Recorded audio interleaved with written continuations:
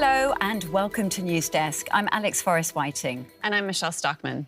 Now, over the past couple of weeks, Europe's skies have been anything but quiet, and I'm not just talking about Ukraine.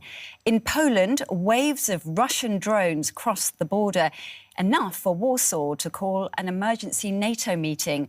And further north, Estonia reported that 3 Russian fighter jets entered into Estonian airspace before being escorted out. And add that to mysterious drone sightings over Denmark and Norway that shut down airports. And you start to see a pattern, because these aren't isolated incidents. They're pieces of a broader campaign, which includes cyber interference, disinformation, even sabotage of undersea cables. Russia, by the way, continues to deny any responsibility. Yeah, and all this as global alliances are being challenged. The US, Europe's biggest ally and, of course, NATO's most powerful partner, is sending fresh signals that it doesn't want to get involved. So this week, we're asking on News Desk, is Russia waging a hybrid war on Europe, and what can be done about it? That's right. And many of you have started answering that question in the comments on our community post, and I'll read some of those out to begin with. First of all, we have from Captain S, kind of doubting Europe's response, saying more things for EU leaders to spend years talking about and debating over. Peter Meter also doubting that this might come from Russia. Why hybrid war and sabotage? Everything has been broken for ages now. I think he's referring to some infrastructure issues that exist across Europe. We are experiencing that in Germany. And then finally, George D7M3H, taking a pot shot at DW. You know, we have to have tough skin here in the media. He's saying, unhinged news network, just blame Russia for all of your troubles. Gosh, so it's quite a pointed comment. Very interesting comments, thank you very much. And I'll just introduce you to our first guest that we have with us in the studio, and that's Roman Goncharenko. Thank you very much for being with us, Roman. He is DW's Eastern Europe analyst. And Roman, just off the back then of that particular comment, which is kind of blaming, well, they're saying that we as a network and generally are blaming Russia for all our troubles. Any truth in that? Well, we don't blame Russia for climate change, for example. We could think about that, so we can grow. But seriously, we are talking about 3 recent occurrences, right? In two cases, the Russian trace was clearly visible. I mean, the drones that were shot down or landed in Poland, Russia did not deny that they were Russian drones. So it was officially recognized from Moscow, from the defense ministry. And the second case, the fighter jets over Estonia, they had red stars on their planes. So it is, of course, obvious that we are talking about Russia. But speaking in general about hybrid warfare here in Europe and espionage, it's not just Russia, of course. If you talk to German intelligence officials, they are also talking about Chinese espionage on a very high level, comparable to Russian. Some other countries are also named. Turkey, for example, a NATO member. So we are also criticizing our allies in Germany. So it's not just Russia. No, but we are talking today particularly about Russia. So, right. Thank you very much for that. And we'll be talking about those allegations here across Europe specifically. And joining us to do that will be DW's Teri Schultz.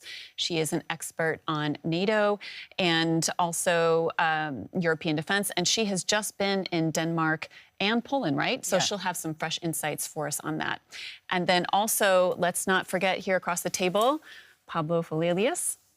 That's right. Of course, we've got plenty of comments and questions already coming in. Michelle has already brought some of them into the discussion. And let's not forget that we have a poll question, as we always do on the show. And this week's question is, how should Europe respond to a Russian hybrid war? The first answer possibility you have is strengthen defensive measures. Second is retaliate. The third is focus on diplomacy. And the fourth is the threat is overblown. So make sure to send us in your questions and comments. And of course, we'll bring you the results of that poll later in the show. Looking forward to this week's discussion, that's for sure. Yeah, thanks very much, Pablo. And also just really thank you for being with us for this stream. We really do love having you. We love your comments, we love your questions, so do please pop them in the chat, because we have got two really great guests who can hopefully answer them. And you told me beforehand, Terri especially really loves comments from everybody. I know Roman does too, but Terri specifically said she was looking ask her forward to questions. those. So if you are just joining us and you missed that whole beginning, let me just remind you that we are asking, is Russia waging a hybrid war on Europe? And if so, what can Europe do about it? Just for clarity there, hybrid war is kind of the use of multiple types of warfare simultaneously. So just to have that in mind. And while we've been looking at this topic and doing a bit of research ourselves, we came across a very interesting paper from a British think tank called the International Institute for Strategic Studies. And Michelle, you've got it up and you can explain more about it and why we feel it would be very interesting for you guys to look at this and what we found. Right. So everyone, you can Google this paper. We'll also put it in the chat. It's called The Scale of Russian Sabotage Operations Against Europe's Critical Infrastructure. And what's really interesting about this report is that the authors have tracked kind of the geographic range of what they're calling Russian hybrid warfare incidences across Europe. So I'm going to pull up the map here so everybody can see it. And what I find really interesting is, as you can see, it's showing, again, the geographic range. All of these little dots represent what the team has investigated as potentially Russian sabotage events. And as you can see, it's really helpful to kind of see clusters. So we're kind of seeing a lot of activity here in Northern and Eastern Europe, not so much at the edges, but you do see there have been suspected incidences really all across Europe. And the authors of the report said that, in fact, this hybrid warfare is seen as something that's part of the Russian military playbook. It kind of developed in Soviet times. If you're doing conventional warfare, there's also purpose to go after critical infrastructure that might be out among the civilian population. Plus cyber attacks, etc. Right. But this report actually is really covering critical infrastructure that's separate from cyber warfare events. So just to explain to everyone what you're kind of looking at, I wanted to go over one example. So here we have in France these 4 incidences. And so if you look at the key, the silver star means vandalism. So again, this is tracking what types of attacks are taking place and then what they're targeting. And then it's also looking at the confidence that the authors have that Russia, the Russian state, or these attacks were Russian-sponsored, because it takes time to really verify what could be behind something. They said, you know, they have to wait till court processes are done and investigations are done. So they don't have full confidence all the time that these are Russia-inspired attacks, but they are looking at the preponderance of evidence. So again, looking at this little incident here in France, this is a silver star for vandalism, and they have they think it's likely that Russia was behind this. Now, this stuck out to me because this is in France. Last summer, I was in France, and the day that the Paris Olympics opened, there were arson attacks on the 4 main train lines. And so we're looking at a high-profile event, disrupted. Some of the athletes didn't get there on time, and French authorities investigated and said possibly it could have been a Russian-inspired attack. But again, it's not totally certain. So, Roman, we talked about this before we came on air, and we kind of pinpointed some of these incidences that we think we can kind of talk about. Again, it's not labeling exactly what these are, but we're able to narrow in based on the geographic area. So if we look at this one here that's kind of on the Belgian, Luxembourg, German border, we've got 2 incidences involving military infrastructure and then water. What can you tell us about that? Well, first, you are absolutely right. It is very, very difficult to speak of something for certain because this is the essence of the hybrid warfare. It's clandestine. So there are a lot of middlemen, middle women in some cases. So the traces are hidden. That's why if you want to look for a proof in a court, it is possible in a very, very few cases. So the examples you've mentioned are not far from Bonn, where Deutsche Welle has its second headquarters and where I used to work. So I guess it's about the NATO airfield where AWACS planes are stationed. Those planes with big, round dishes on them, basically used as big radars. And now, of course, they are patrolling along the NATO eastern flank, where Russia is waging war against Ukraine, so they can see hundreds of miles what's in the air.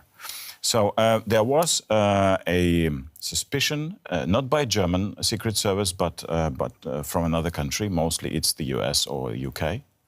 We don't know what that in there. And there was an expectation that, so they had some information that there could be a possible drone attack on that AWACS, on planes or infrastructure at the airfield, because it's a military facility. As a result, the Germans put a second highest level on alert, and it was in 2024, if I forgot to mention it. But nothing happened.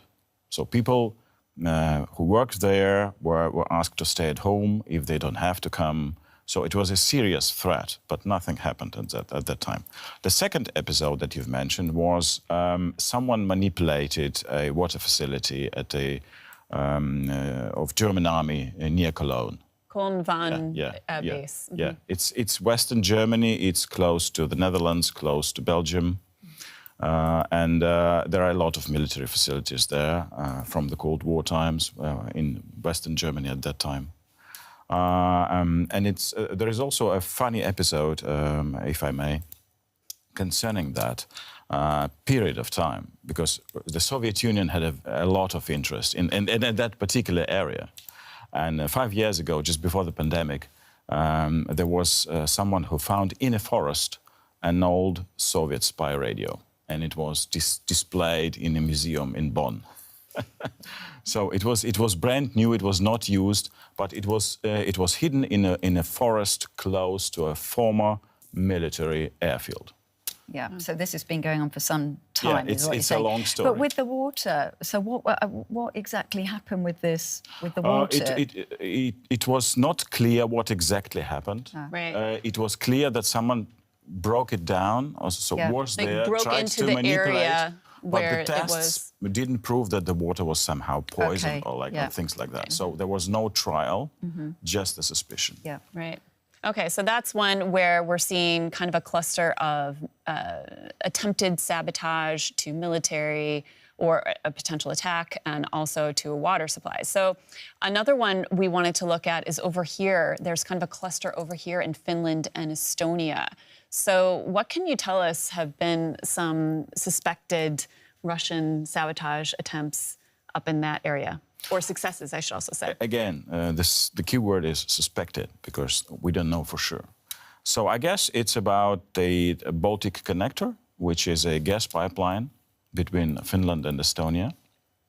And it was damaged in 2023 when a Chinese cargo ship was dragging its anchor on the sea bottom. And Chinese? Yes, from Hong Kong.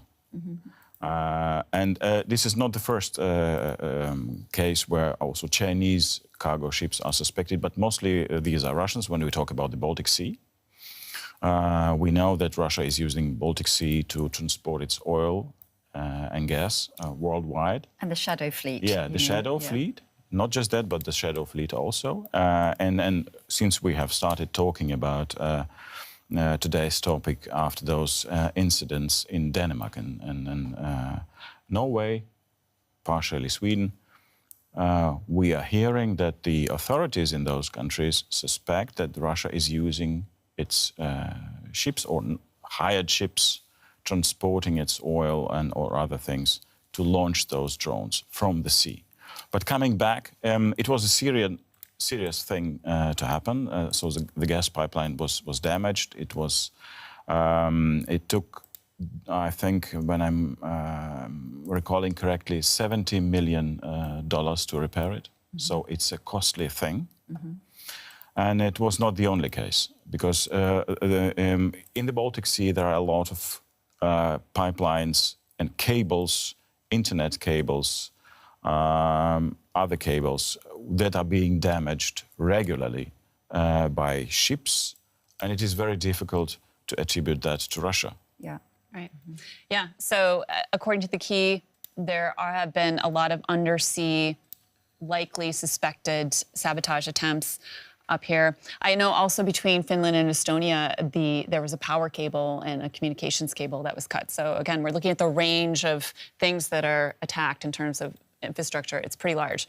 One thing just to add in there, as we're talking about these gas pipelines, etc. Of course, yesterday on Tuesday we had this Ukrainian diver who was arrested over his alleged involvement in the 22 attack on Nord Stream gas pipeline, and it was a Ukrainian who they, at the time everyone was saying this is Russia, although there were questions about Ukraine. So again, it's always a little bit murky, isn't it? I would consider those two stories separately, because the German authorities believe that Ukrainians did that to damage Russia.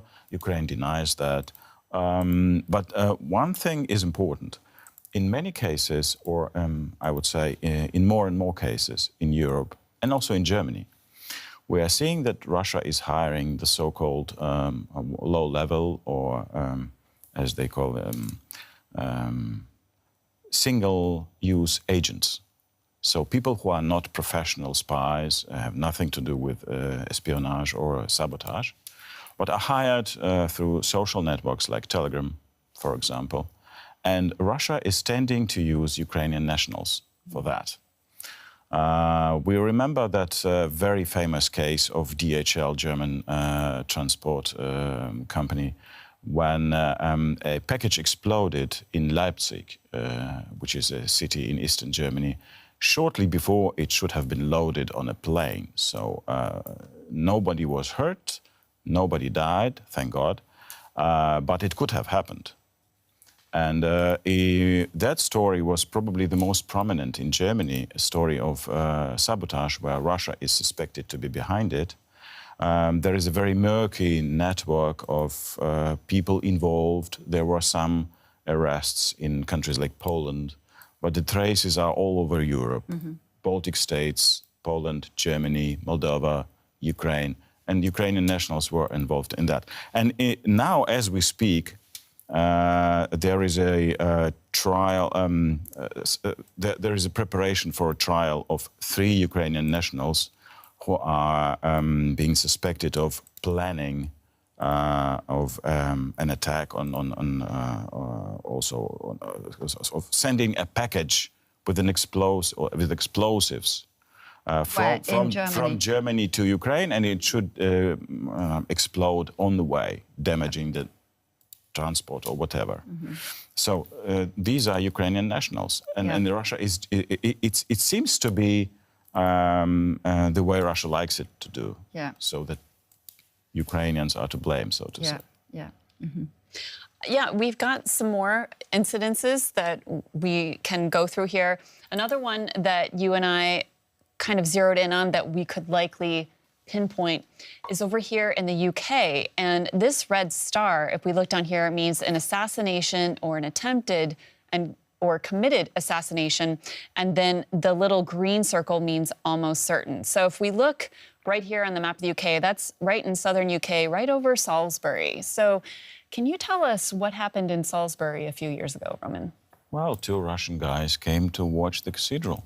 Yes, that's what I so remember. This is exactly. They were interviewed, weren't they? I think they were fitness trainers or whatever. We may just have to remind people about this story. So, Yeah, you It's the biggest story, I think, before the Russian invasion. It has been the biggest news story of Russia attacking on Western territory in recent years, before the invasion of Ukraine, full-scale invasion. Basically, the West, the UK, and Western intelligent experts, I think NATO countries are united on that, believe that Russia has sent two its agents to kill a former double agent, Sergei Skripal, who was working for the Russian Secret Service and for Western Secret Service. And he was exchanged a couple of years ago and lived in the UK. But it looks like Russia never forgave him for what he did. So they sent two people to kill him. But most interesting or most appalling thing about this story is how he was to be assassinated. Well, the assassination attempt failed, but they used a military-grade nerve agent called Novichok, which is a new type of weapon. And a person in England, I think at least one, died. Yeah. Just a woman who had contact with the container, which was, I think that the poison was hidden in a perfume bottle. Mm-hmm. And she found it in a bin or something. Yeah. So it was enough for her to touch it, to spray on her body, and she died. He survived because he only touched, I think, a door handle. Mm-hmm. And his daughter also and his survived. Daughter, they were in a coma, I guess, but the British doctors could save them, them both. But that was a very, very, very big story because using such a military-grade nervous agent on NATO territory, taking into account that many people could die, was quite a move. Was a big news at that time. So I guess my question really is, what do you think is going on here? What do you think Russia's real goal is with all of this? When we look at that map of all these different incidents, and that only goes up to June 2025, so it doesn't take into account what's been reported over the past few weeks. I think that there are several goals that Russia has here. One, if we talk about the recent incidents in Poland, Estonia, Denmark, and Norway, I think if we look at those countries, those are countries that are either neighboring Ukraine or supporting Ukraine a lot, like Denmark, for example. Norway as well, but especially Denmark. So the idea is, my guess, is to, first of all, put pressure on the population in those countries. People should fear that things could happen, but also to disrupt transportation.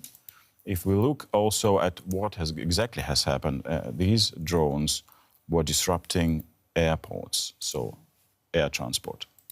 And this is where NATO is all Western society, we can say the whole world, is very, very vulnerable to any attack by a simple small copter drone that you can buy anywhere.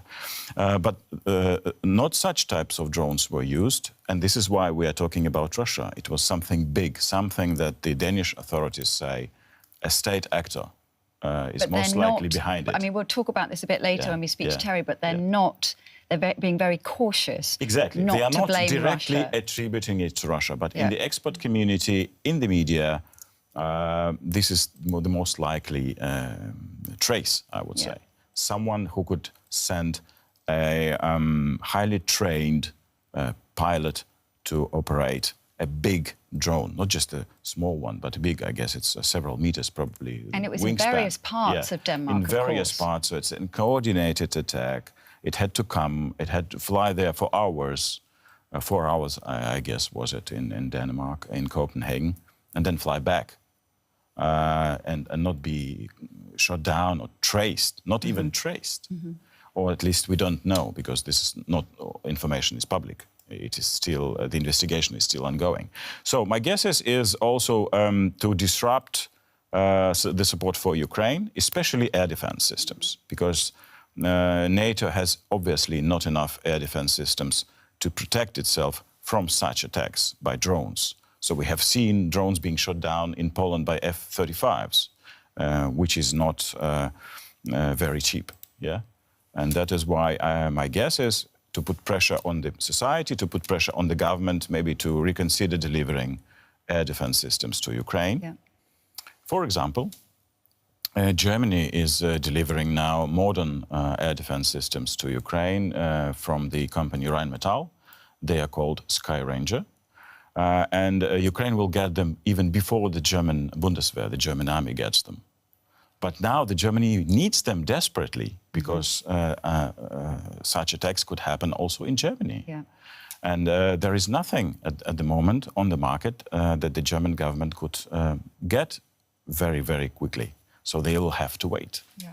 Let me just, did you have another? I just want to say one thing, just to make sure that we are giving the Kremlin, I'm not saying that we're going to give them a right of reply, but it's important to point out that Russia does regularly deny involvement. I'm not talking about the drones over Poland, but for example, with those fighter jets that were in Estonia, we've got the Kremlin spokesperson, Dmitry Peskov, who was speaking a few days ago about a report that NATO would be ready to shoot down any Russian aircraft violating European airspace. And this was off the back of those 3 Russian jets flying, according to Estonia, into Estonian airspace. So let's just listen to what he had to say. It's very short, but let's just have a listen.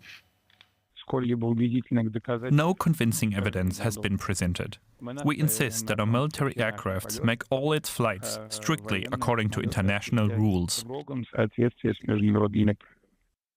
So we make sure that all flights adhere strictly to international rules, is what they say.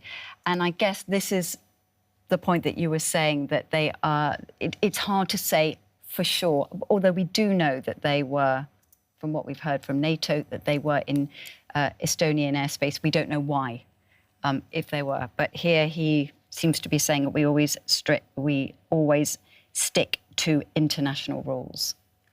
Well, what can you say to that? Sure, of course. Yeah, Okay. I just wanted to jump in here with some comments. CH was interested in knowing what type of drone could fly over basically an airport for hours at a time. I think you answered that in your question. And Carolina brings up a good point. You know, she was wondering, does hybrid war mean drone wars only? And I think it's worth us talking about, like, what is hybrid warfare and why is Russia allegedly involved in it?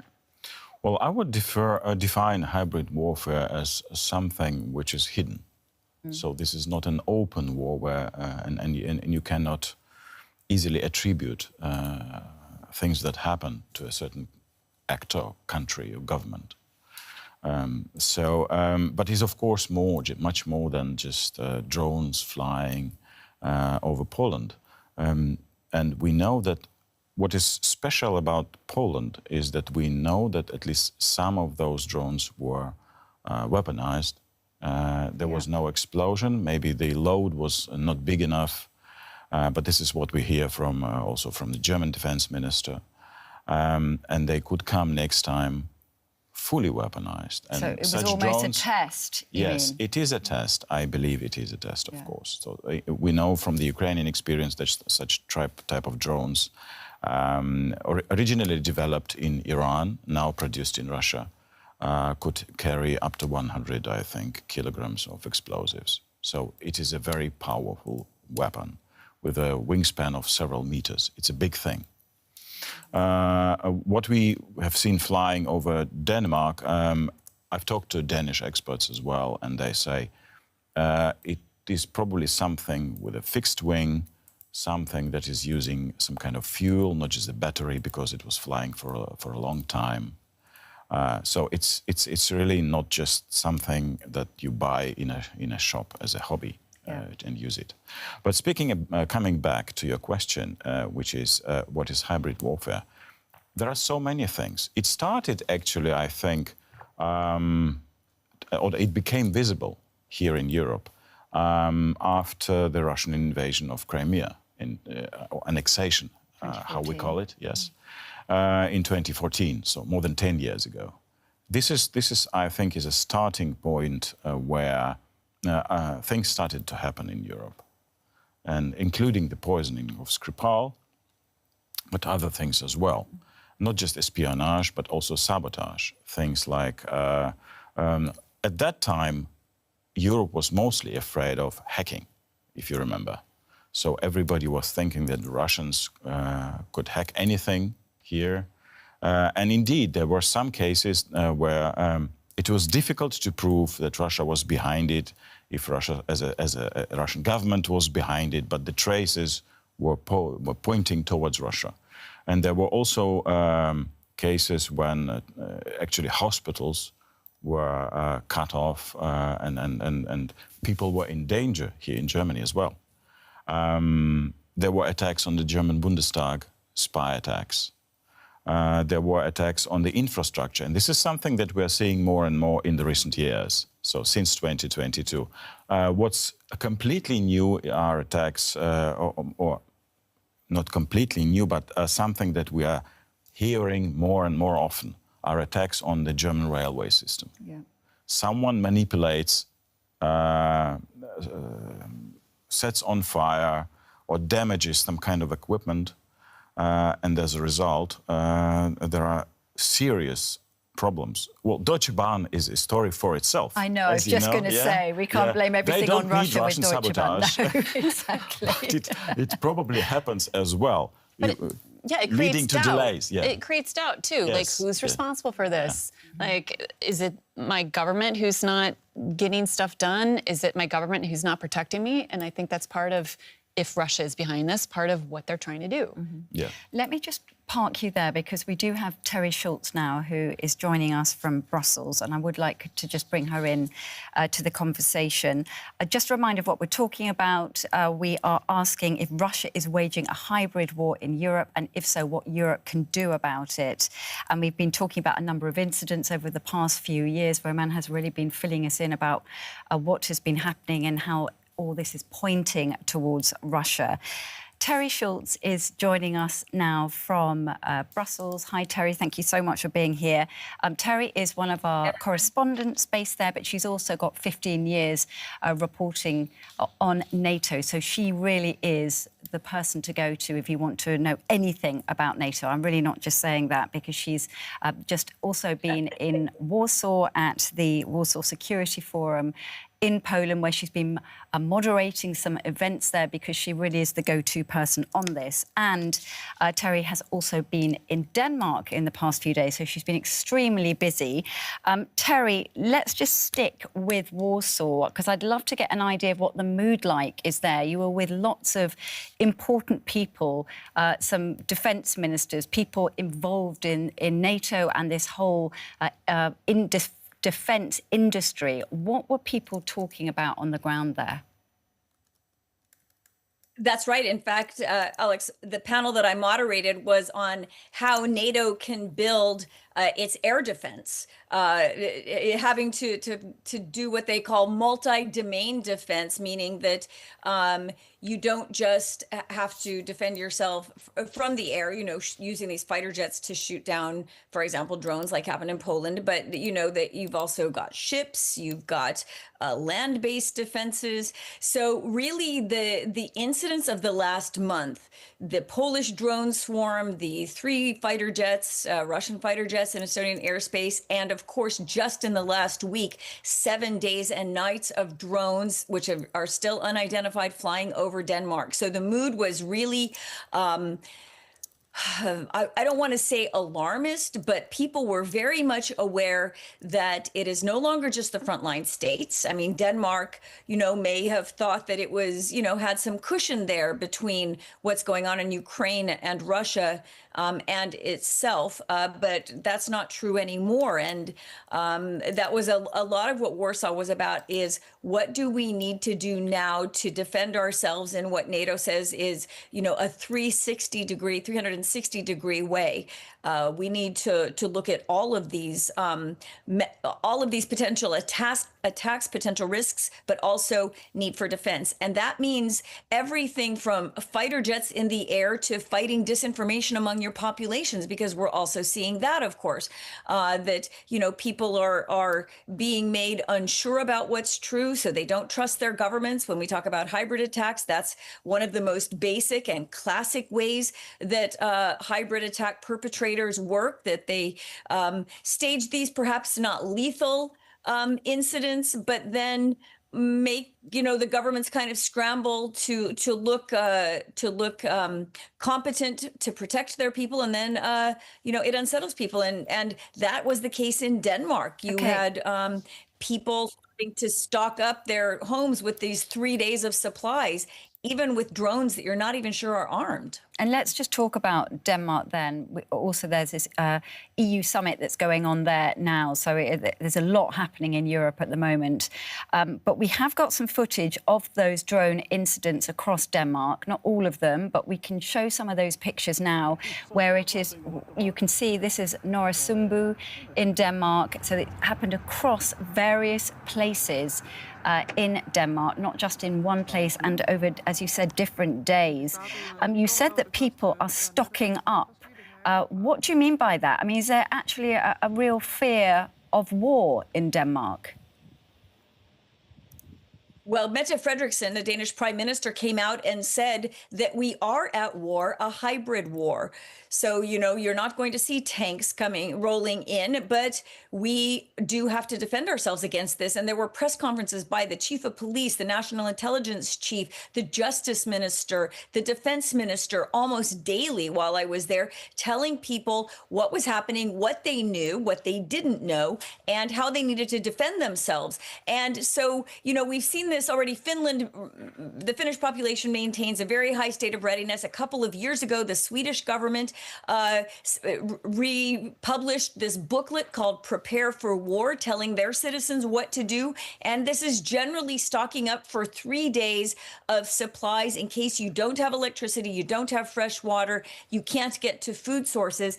And I went and visited a home goods store, and people were buying these things. There were no more camping stoves. The 20-liter containers of water were, going out the door. So, people were scared. Maybe Denmark was, behind the other Nordic neighbors in doing this, but people said, okay, now's the time. The government has been telling us we needed to do this, and the drones, even as little as we know about them, are the impetus for us to finally follow those recommendations. And yet you, when we were talking earlier with Roman, before you joined us, we were talking about Denmark and how they've been cautious. They have not said Russia did this, even though they're saying it's a hybrid war, or the Prime Minister is. So why are they being cautious? Why can't they attribute this to Russia?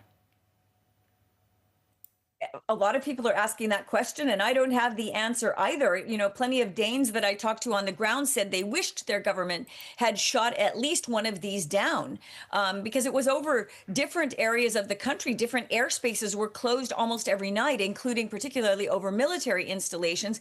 But they felt like there would have been some open ground where you could have brought one of these down and done some forensics on at least where the parts were from, potentially where it was controlled from. It is really strange to me as well that after 7 days of having these incidents, they don't know. So I don't, when you talk about our overall theme today, is Russia waging a hybrid war?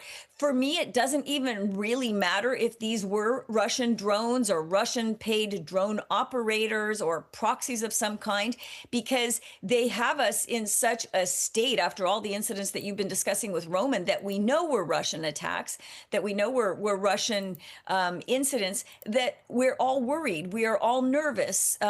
Everything that happens, we wonder if this is Russia. And so that's the goal of hybrid attacks, to make people afraid, to make people uncertain. And whether or not these drone incidents were coming from Russia in some way, everyone's afraid. That's what they want.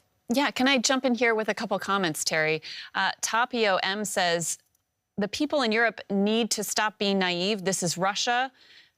allegedly. We have seen it here in Finland for centuries. Nothing has changed, really. Some Europeans have just opened their eyes to this. So you were mentioning that some countries up in the Baltic region kind of have a culture of readiness, and Denmark is now looking at these incidents and thinking, hey, maybe we need to prepare. Another question kind of is from Nilay Chaturvedi, says there is a method to this Russian madness. They haven't attacked Eastern European countries or those like Slovakia or Hungary that show deference. The message is if you align, then your citizens can live in peace. From what you've observed, does that ring true at all? Well, I could tell from the name Tapio that he was a Finn. Having spent many years in Finland, there's no one that compares to his country. So it's easy for the Finns to say, hey, you guys should have been like this all along, because they never reduced their readiness, and they have bomb shelters for most of the population. Now, Sweden has started doing that, and Denmark also. In the news, the government said, okay, we're going to start looking at our bomb shelters.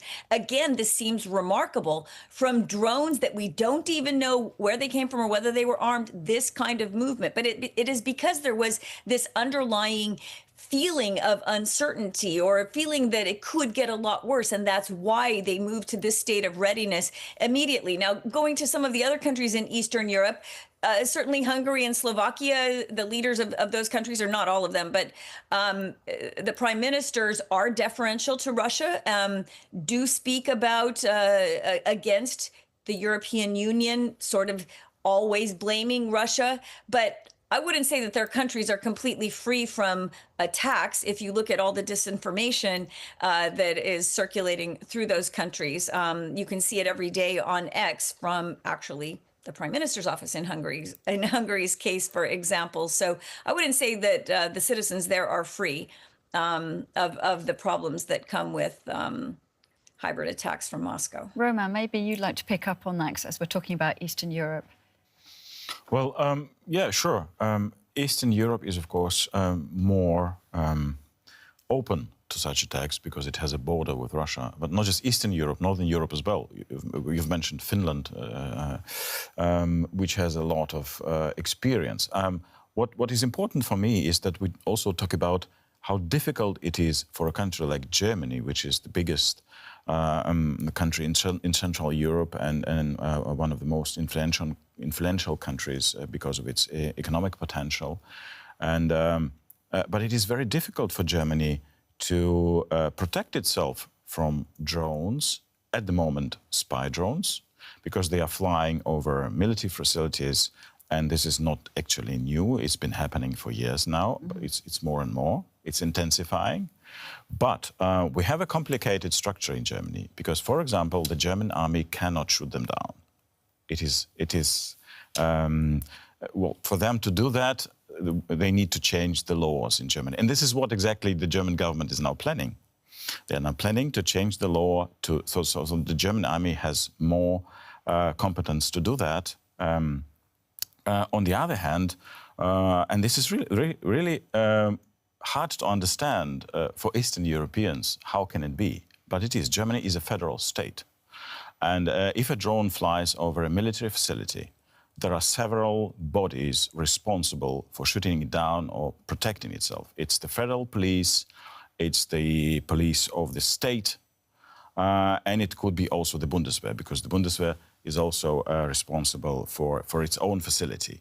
Here in Berlin, in the German capital where we are talking, the federal police is responsible for protecting the residence of the Chancellor Friedrich Merz. But just 100 meters away, the Bundestag, the German parliament, and this is the state of Berlin, which is responsible for it. So it is complicated in Germany. Yeah. A lot of things are complicated, and now Germany has to learn fast. This is what every expert is saying. Well, talking of Germany, and thank you for that, because that's a great in-way to my next little clip that I wanted to play. And it is German Chancellor Friedrich Merz.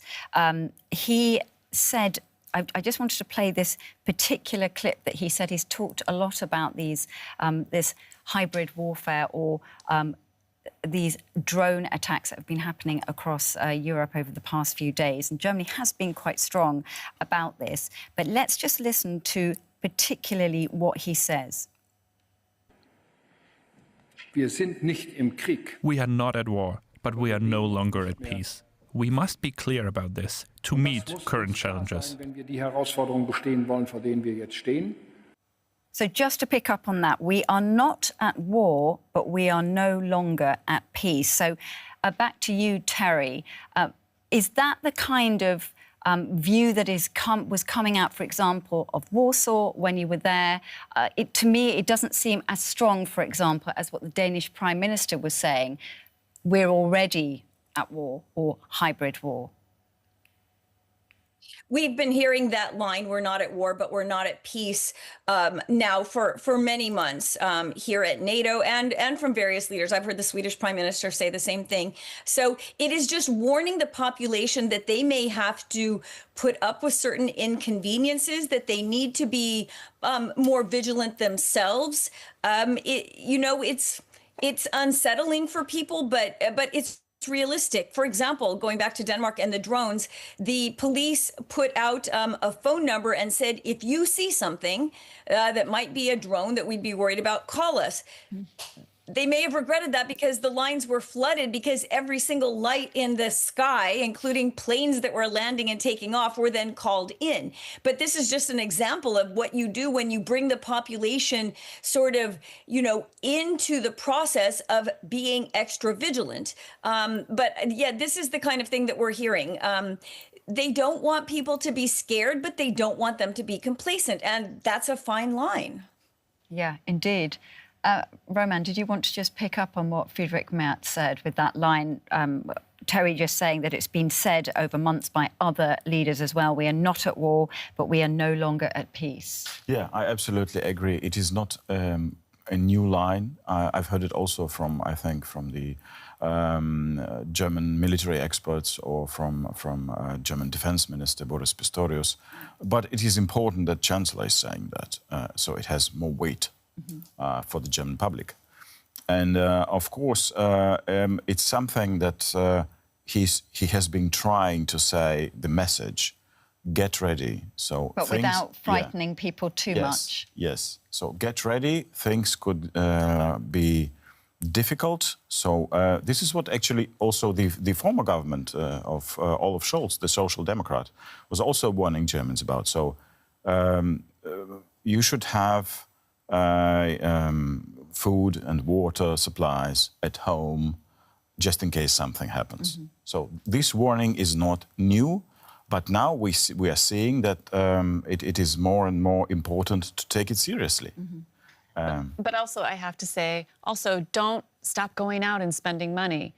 Keep going to your job, keep the economy running. It almost seems like the politicians, again, are, as Terri said, trying to find that fine line between let's keep our country moving in the direction we want it to, but be careful.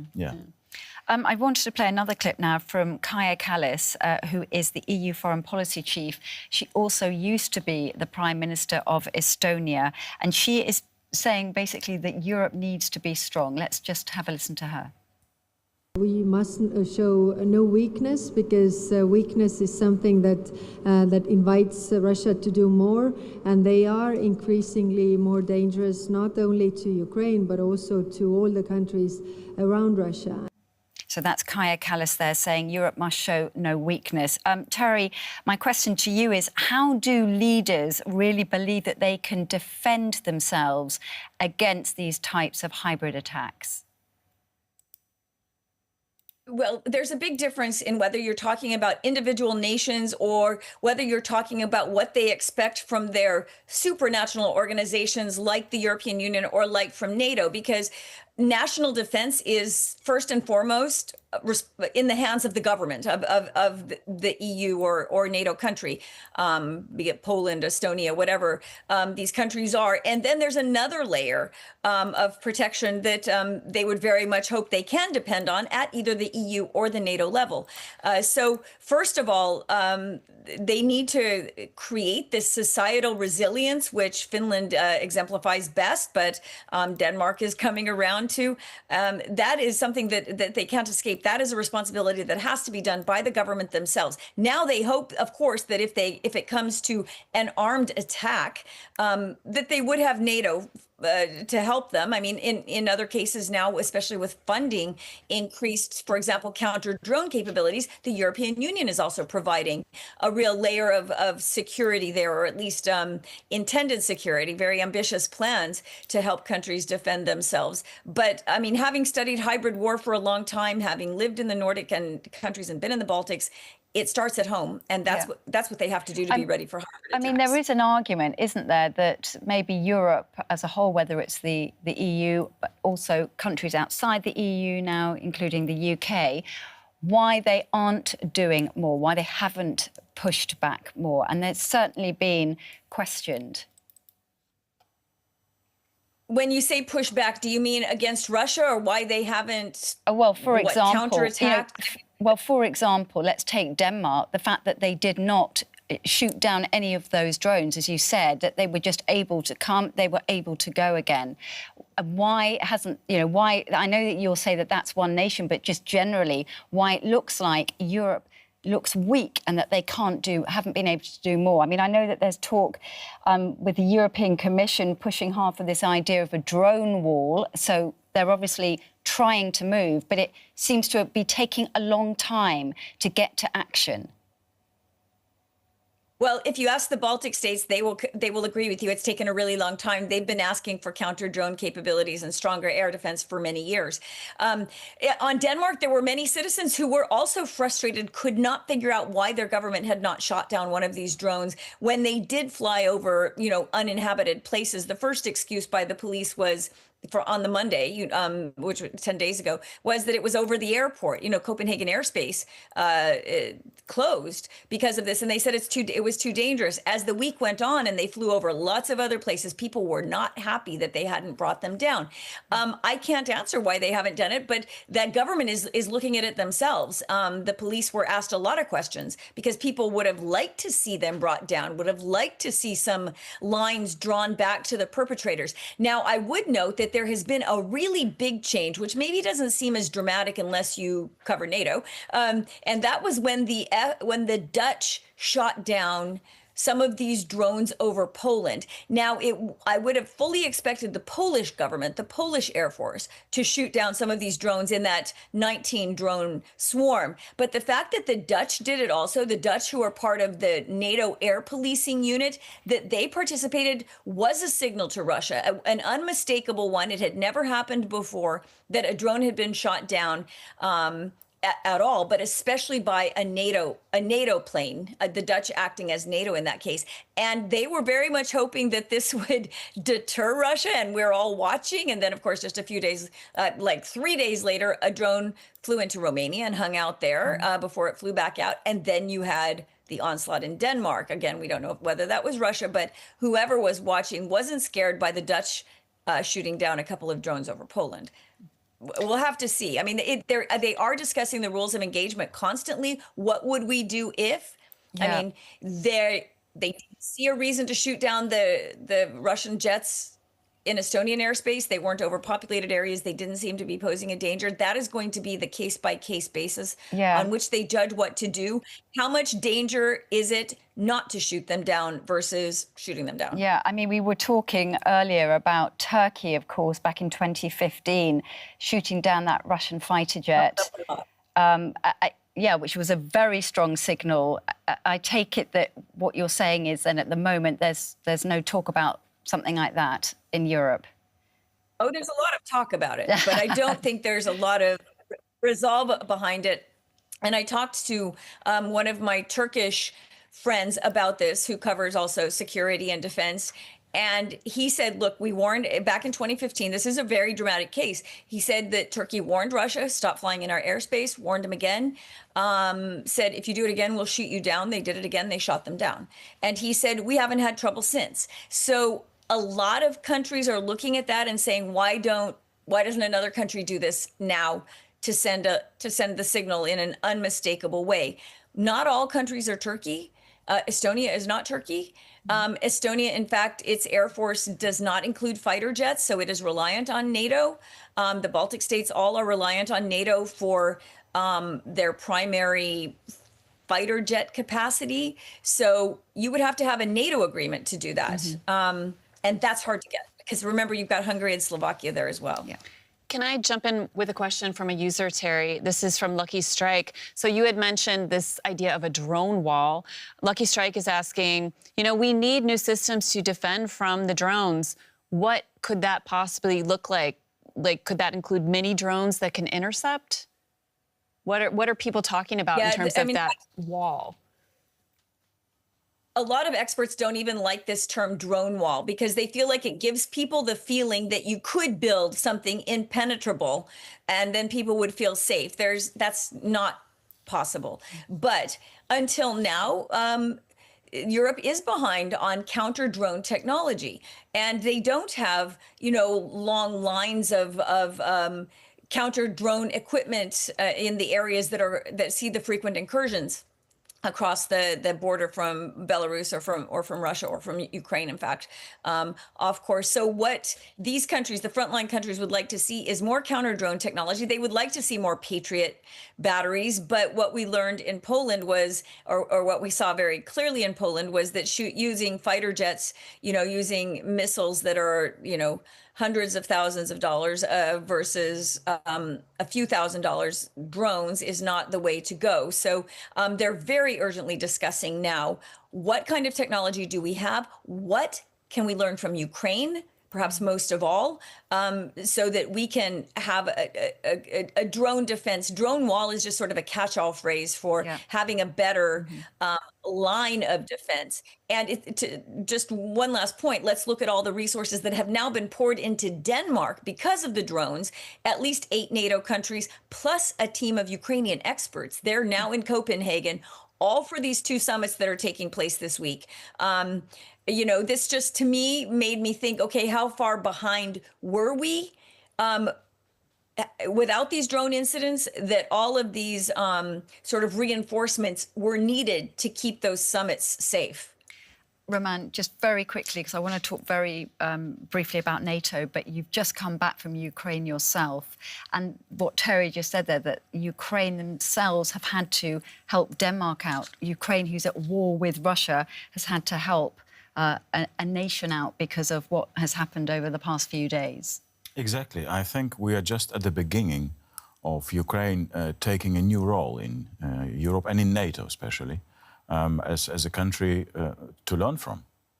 So I'm sure that the Ukrainian experts, military experts, will come to countries like Germany, Poland, of course, the Baltic states. So all the countries that are possible targets for Russian drone incursions.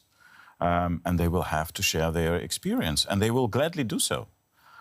People in Ukraine do not quite understand why West is so shy and so slow.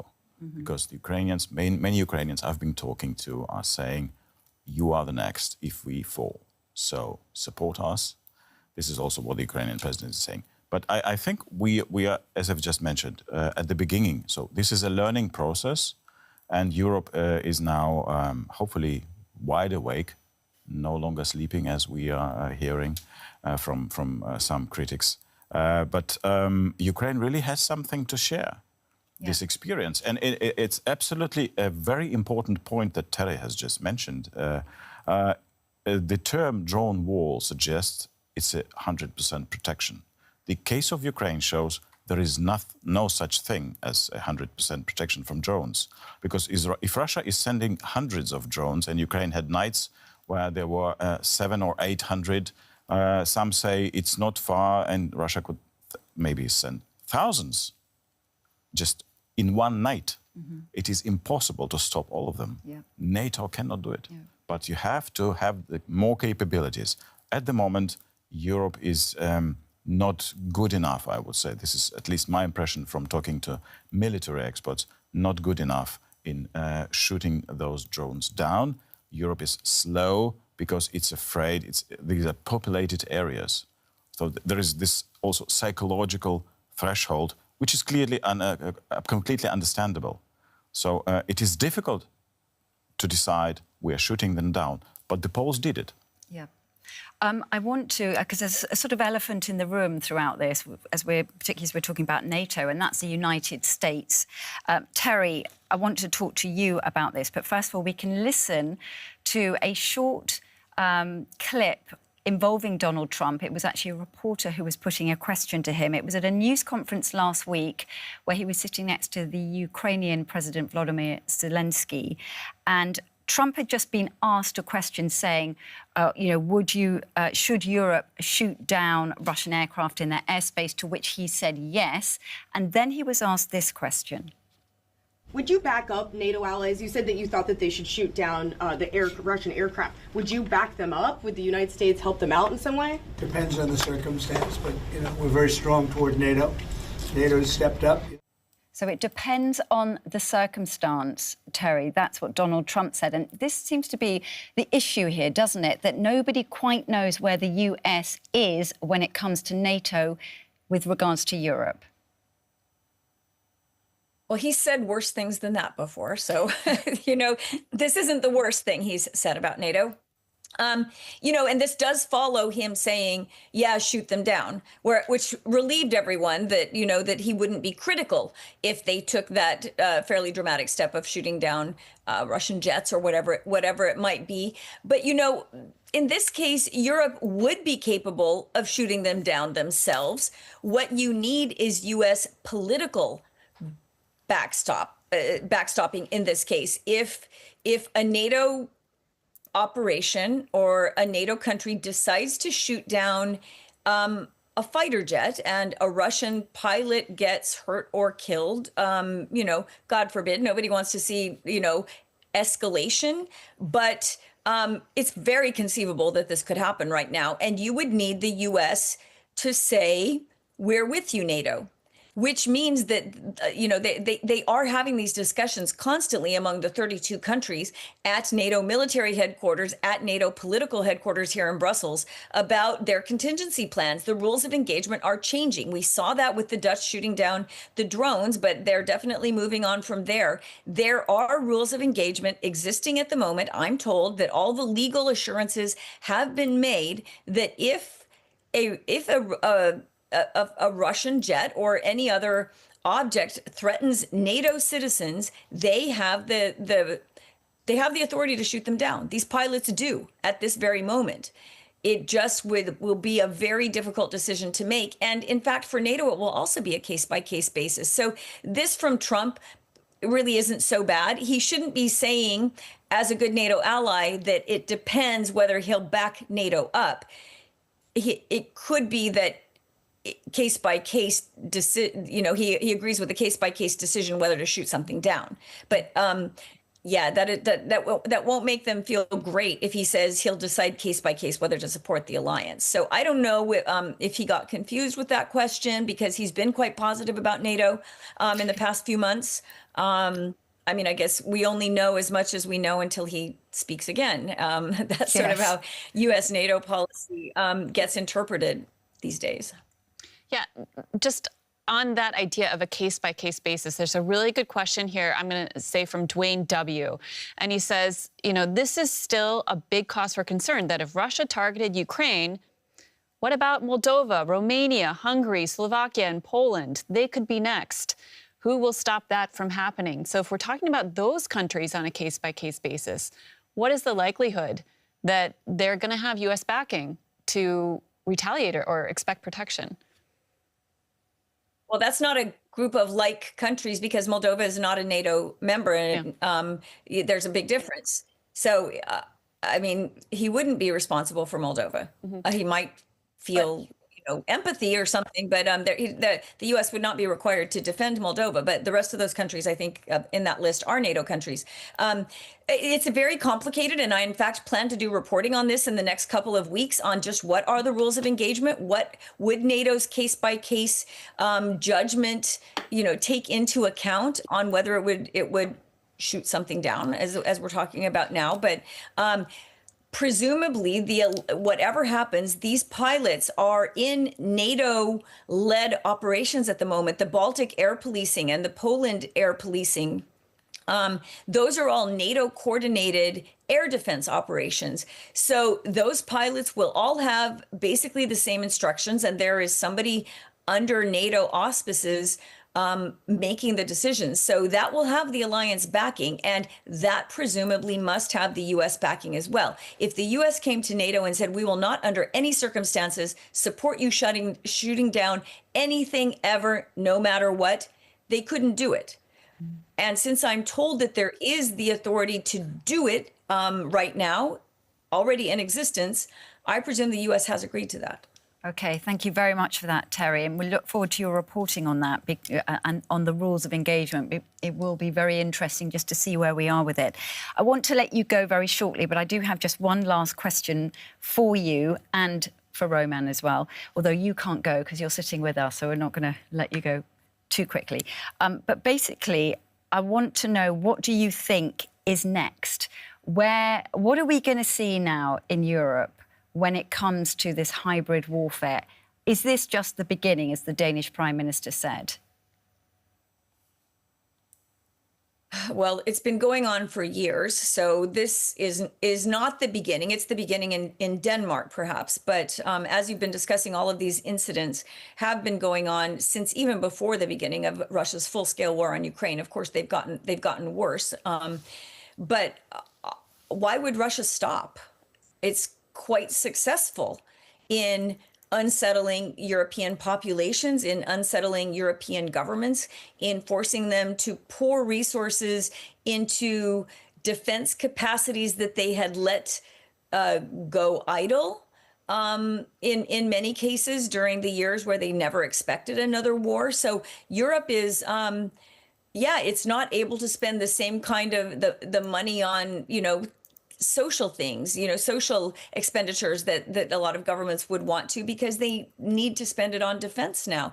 And these attacks are very cheap. The drones are cheap. The disinformation is cheap.